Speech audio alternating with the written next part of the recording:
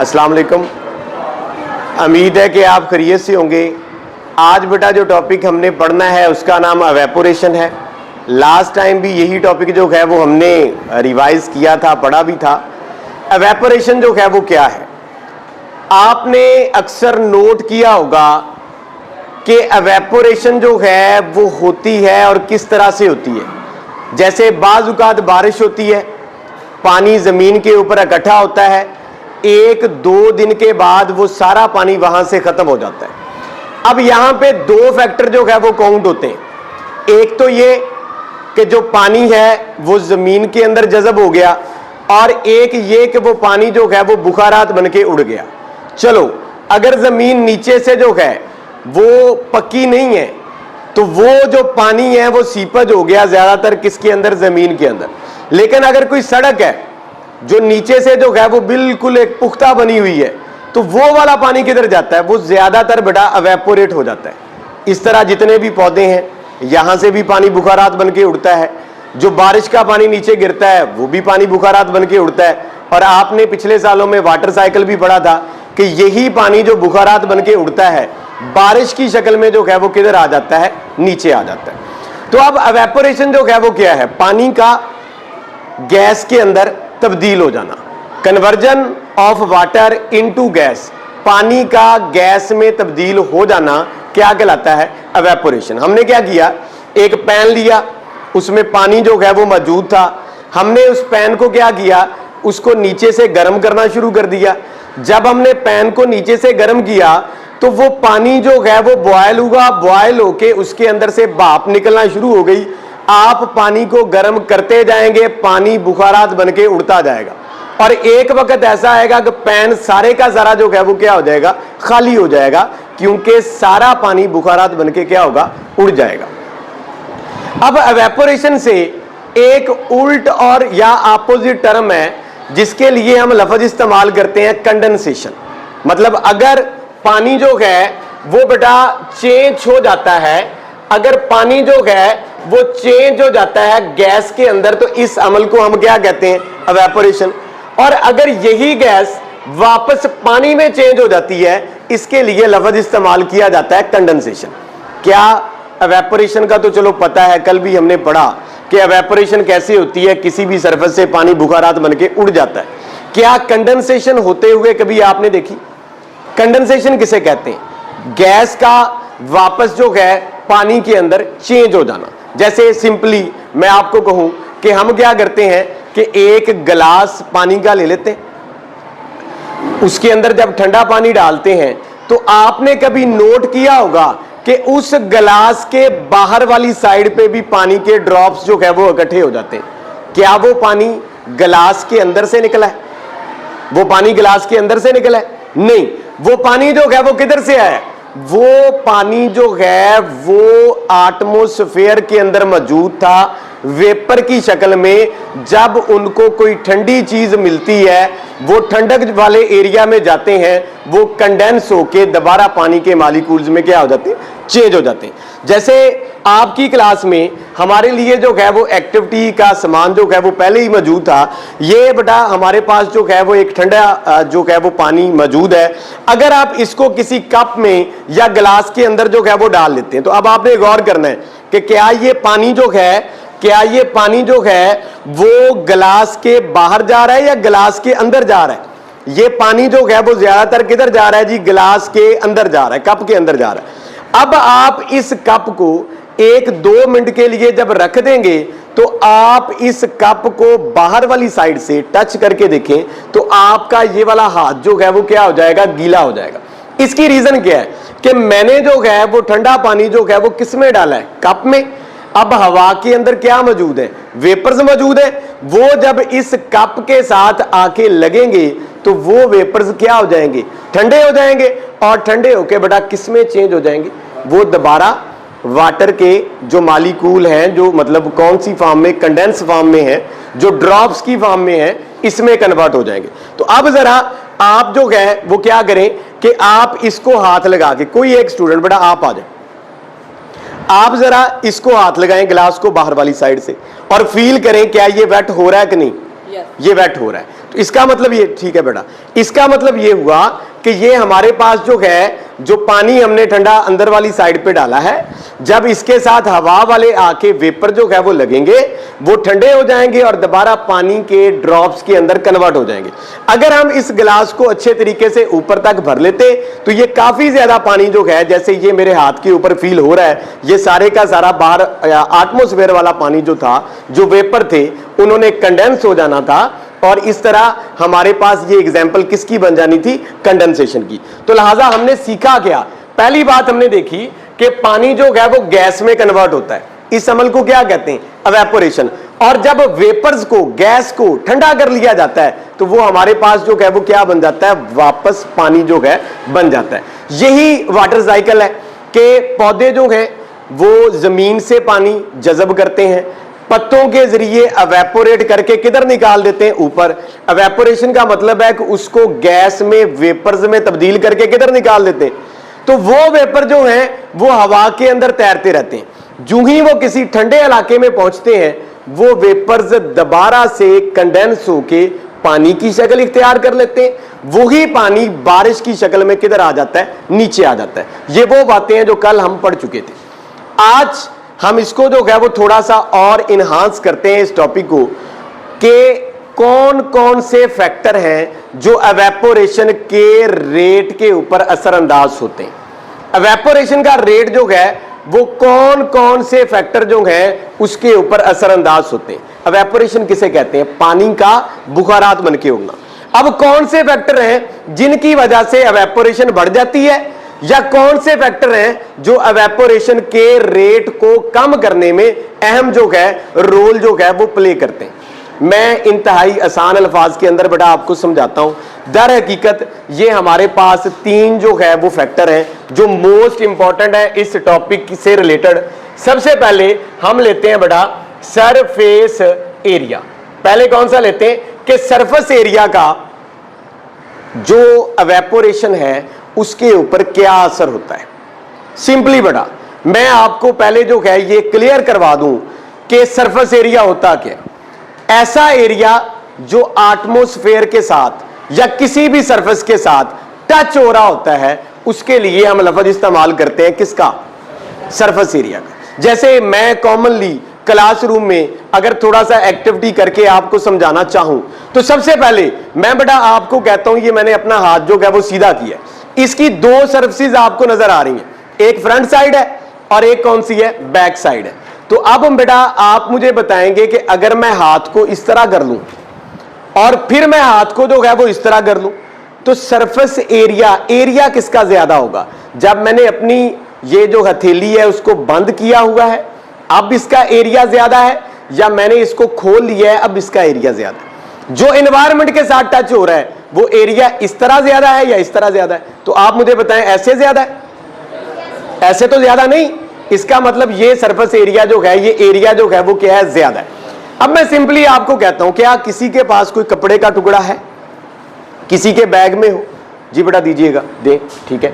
ये डस्टर आपका था बेटा, इसको हम देख लेते हैं। अक्सर ऐसे होता है कि घरों के अंदर जो हमारी माएँ बहनें हैं वो कपड़ों को वॉश करती हैं, और आपको पता है कपड़े को वॉश जब किया जाता है तो फिर वो इसको जो है वो निचोड़ती हैं ताकि इसके अंदर से पानी जो है वो क्या हो जाए, निकल जाए और वो जल्दी से सूख जाए। तो अब मुझे ये बताएं कि जब कपड़े को धोया जाता है उसके अंदर क्या किया जाता है, भला उसको निचोड़ा जाता है कि नहीं, बोले निचोड़ा जाता है। अच्छा, जब निचोड़ते हैं तो पानी सारा बाहर निकल जाता है, फिर इसको बेटा जो है हम सीधा करके एक वायर के ऊपर लटका देते हैं ताकि जल्दी सूख जाए।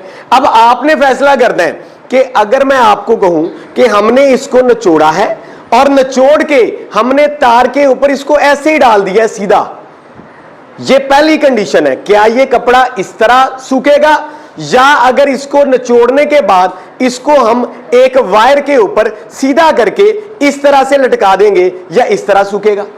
क्या पहली कंडीशन में सूखेगा या अब सूखेगा, अब पहली कंडीशन में वो इस तरह थी और दूसरी कंडीशन इस तरह थी। फर्क क्या था, इसका एरिया जो एनवायरनमेंट के साथ टच हो रहा है वो क्या था। इसका मतलब ये हुआ कि जब एरिया ज्यादा होगा अंदर से पानी जो है वो ज्यादा बुखारात बनके उड़ेगा, और जब पानी ज्यादा बुखारात बनके उड़ेगा तो ये कपड़ा जो है वो जल्दी से सूख जाएगा। तो साबित हुआ कि सरफेस एरिया को बढ़ाने से एवेपोरेशन का रेट बढ़ता है या कम होता है? बढ़ता है। आप सरफेस एरिया बढ़ाते जाए, एवेपोरेशन का रेट क्या होता है? अब हम वो एग्जांपलें लेते हैं जो आप भी उसमें इन्वॉल्व होते हैं। चलो कपड़े धोने में तो इन्वॉल्व नहीं, ये तो हमें वैसे पता था, लेकिन हमें जो सिंपली हम घर में ऑब्जर्व करते हैं। मैं आपसे पूछता हूं, मैं 3 ऑप्शन देता हूं। एक बटा लफ्ज होता है कप, एक प्याली, ठीक है, और एक पिर्च। कप, प्याली और पिर्च। कितने बच्चे हैं जिन्होंने तीनों में चाय पी हुई है ना बच्चे? ऐसे हाँ हैं। अच्छा, आपने फैसला करना है, कप में चाय जल्दी ठंडी होती है, प्याली में चाय जल्दी ठंडी होती है, या पिर्च में होती है? बताएं। पिर्च में। पिर्च में क्यों ठंडी होती है? कि वो उसका सरफेस एरिया क्या हो जाता है। और वो ठंडी क्यों होती है? जब अंदर से वेपर्स निकल जाते हैं तो बकाया बचने वाली चीज के टेम्परेचर को वो कम कर जाते हैं। जैसे मिसाल के तौर पे, आफ्टर टेकिंग शावर, नहाने के बाद जब हम पंखे के नीचे बैठते हैं, हमारे जिस्म के ऊपर पानी के जो ड्रॉप्स होते हैं वो पंखे की हवा की वजह से एवेपोरेट होते हैं। क्या हमें ठंडक का एहसास होता है कि नहीं? आपको पता है एवेपोरेशन कैसे होती है? एवेपोरेशन जो है जिस जिस्म से होनी होती है उसकी हरारत को, उसकी एनर्जी को इकट्ठा करती है, फिर वो मालिक्यूल जो है वो एवेपोरेट होते हैं। जब एवेपोरेट होने वाले मालिक्यूल उस बकाया रहने वाली चीज की जो हरारत है, टेम्परेचर है, उसको अपने अंदर जज़ब करके ले जाएंगे, तो बकाया बचने वाली जो चीज है उसका टेम्परेचर कम होगा या ज्यादा? कम होगा। अब चाय जो है उसको खुले बर्तन में डाल लें, चाय को खुले बर्तन में डाल लें, फिर क्या होगा? मतलब मैं ये बच्चे जो है वो लेकर आए, उनको कल बताया गया था बेटा ये एक्टिविटी इस टॉपिक में बनती है, तो ये प्याली है बेटा, ठीक है। आपने देखा कि इसी तरह ये मैंने सामने जो है वो कप रखा है। आपने फैसला करना है, आपने जो है वो अपनी प्रीवियस जो नॉलेज है उसके मुताबिक फैसला करना है कि इस प्याली में चाय डालने से जल्दी ठंडी होगी या कप में, क्योंकि इसका सरफेस एरिया क्या है। फिर हम कंपैरिजन कर लेते हैं किसका, ये जो प्याली है और ये जो पिर्च है इसका, कि अब पिर्च में चाय डालेंगे वो जल्दी ठंडी होगी या प्याली में? पिर्च में, क्योंकि इसका सरफेस एरिया जो है वो प्याली की निस्बत क्या है? ज्यादा। तो साबित हुआ कि सरफेस एरिया को बढ़ाने से एवेपोरेशन का रेट जो है वो क्या हो जाता है? बढ़ जाता है। कि आप सरफेस एरिया को बढ़ाते जाएं, एवेपोरेशन का रेट जो है वो क्या होता जाएगा? बढ़ता जाएगा। That is clear. पहला फैक्टर हमने पढ़ा कि साबित हुआ कि सरफेस एरिया बढ़ा दे, एवेपोरेशन का रेट क्या हो जाता है? बढ़ जाएगा। सरफेस एरिया कम कर दे, एवेपोरेशन का रेट क्या हो जाएगा? कम हो जाएगा। फिर नेक्स्ट फैक्टर बेटा कौन सा हो सकता है आपके ख्याल में? टेम्परेचर। तो अब चलें नेक्स्ट फैक्टर जो है हम उसको डिस्कस कर लेते हैं कि वो हमारे पास जो है वो टेम्परेचर है। अच्छा, अब आपने फैसला करना बेटा कि टेम्परेचर ज्यादा होगा तो एवेपोरेशन ज्यादा होगी, या टेम्परेचर कम होगा तो एवेपोरेशन कम होगी?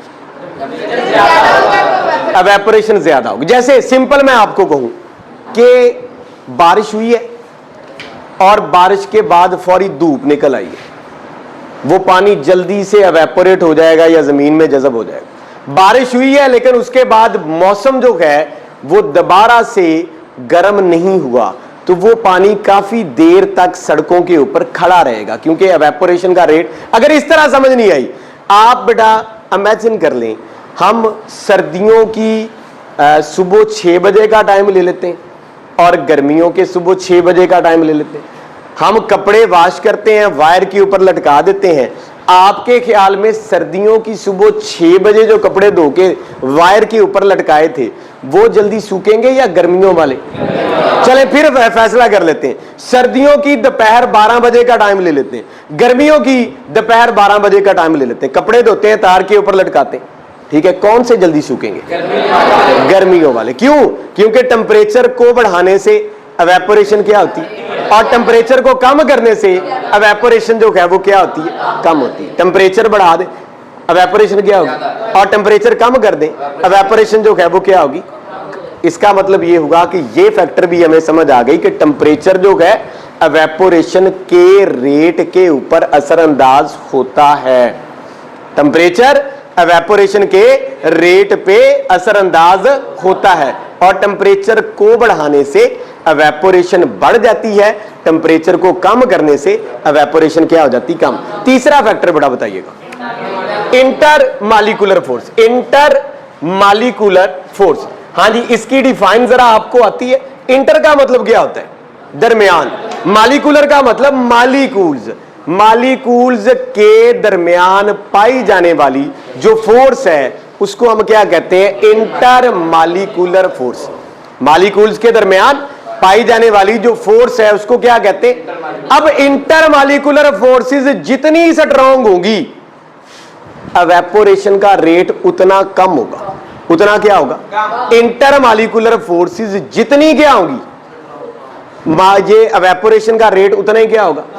इंटर मालिकुलर फोर्सेस जितनी कमजोर होंगी एवेपोरेशन का रेट उतना ही क्या होगा।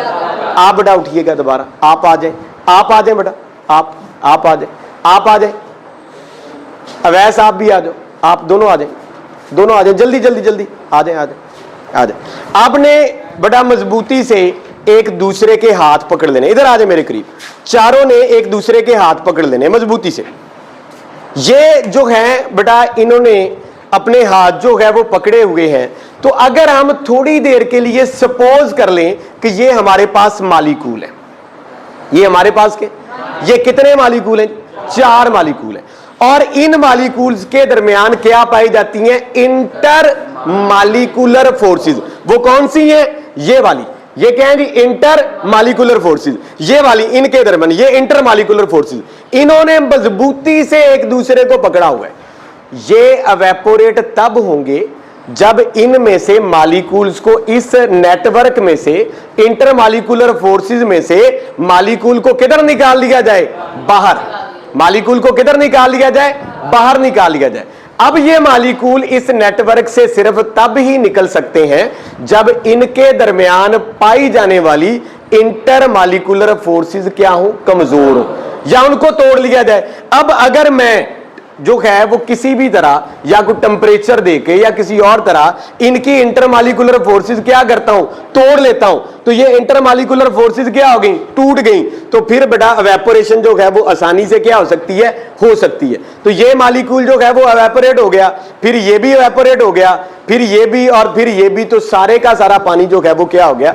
एवेपोरेट हो गया। इसका मतलब इंटर मालिकुलर जो फोर्सेस हैं वो बेटा जितनी क्या होंगी?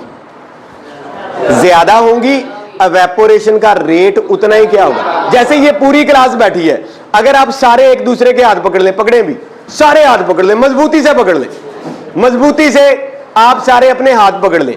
अब आप अगर सपोज कर लें कि मेरे सामने ये सारे मालिकूल हैं, आपके दरमियान क्या पाई जाती? एवेपोरेशन कब होती है? जब ये मालिकूल उड़े, निकले, इस नेटवर्क को छोड़े। और नेटवर्क को कब छोड़ेंगे? जब दरमियान में इंटर मालिकुलर फोर्सेस जो है वो क्या हो।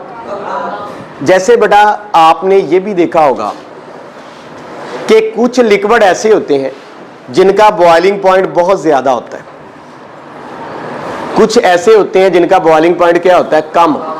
आपको पता है इनमें से एक फैक्टर ये भी है कि जो लिक्विड बॉइलिंग पॉइंट ज्यादा रखता है उसके अंदर इंटरमालिकुलर फोर्सेस क्या होती हैं? ज्यादा। इसलिए उसको ज्यादा टेंपरेचर चाहिए वो फोर्सेस तोड़ने के लिए।